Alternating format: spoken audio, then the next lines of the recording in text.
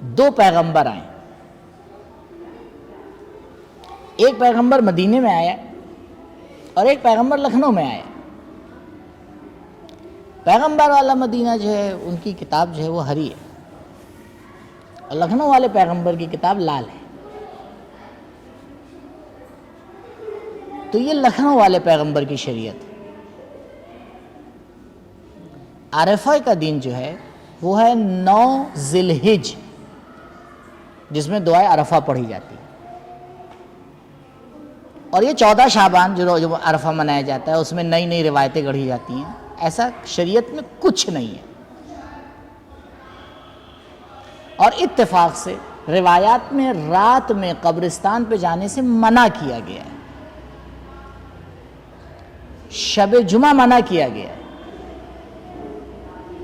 شاید آپ کو میرا قبر اور قبرستان کے آداب اسی پر ایک پورا پروگرام میں اگر مل جائے گا تو دیکھ لیے گا نیٹ پہ، اس میں نے یہ روایت پڑھی ہے۔ شب جمعہ ارواح جو ہوتی ہیں وہ اہل بیت علیہم السلام کی مہمان ہوتی ہیں۔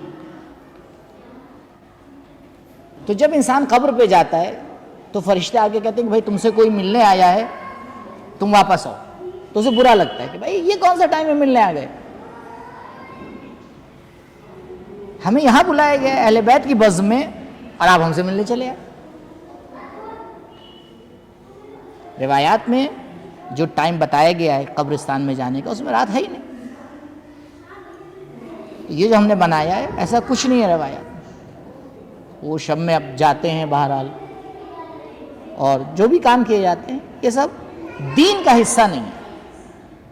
ہاں کوئی اپنی دل کو سکون دینے کے لیے کرنا چاہے کرے، اچھی بات ہے، پورے دن قبر پہ بیٹھا رہے قرآن پڑھتا رہے، اچھی بات ہے، کوئی منادی نہیں ہے، لیکن اس کو دین کا حصہ بنایا نہیں جا سکتا۔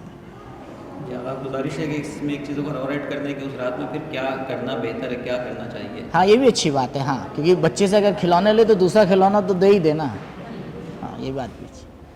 اس رات میں اتنے اعمال ہیں کہ آپ ختم ہی نہیں کر پائیں گے۔ صرف ایک بار مفاتیح اٹھا کے دیکھیے، اور یہ بتائیے دعائے کمیل ہم لوگ کب پڑھتے ہیں؟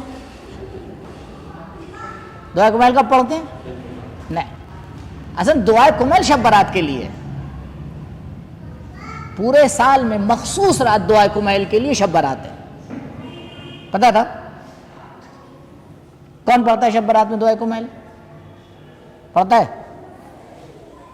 جبکہ دعائے کمیل ہے ہی، یعنی مولا نے کہا کہ پورے سال میں ایک رات جس میں دعائے کمیل کی بہت تاکید کی گئی ہے، وہ کون سی رات ہے؟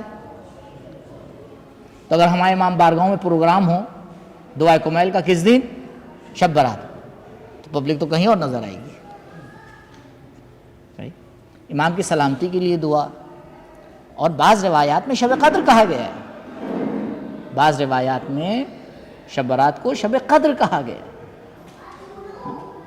بہترین رات ہے عبادت کے لیے، بہترین رات ہے عبادت کے لیے۔ انسان اگر اس میں عبادت میں مصروف ہو رہا ہے اور اپنی خودسازی کے اوپر دھیان دے رہا ہے، معاشرے کے مسائل پہ دھیان دے رہا ہے، یہ بہترین کام ہے۔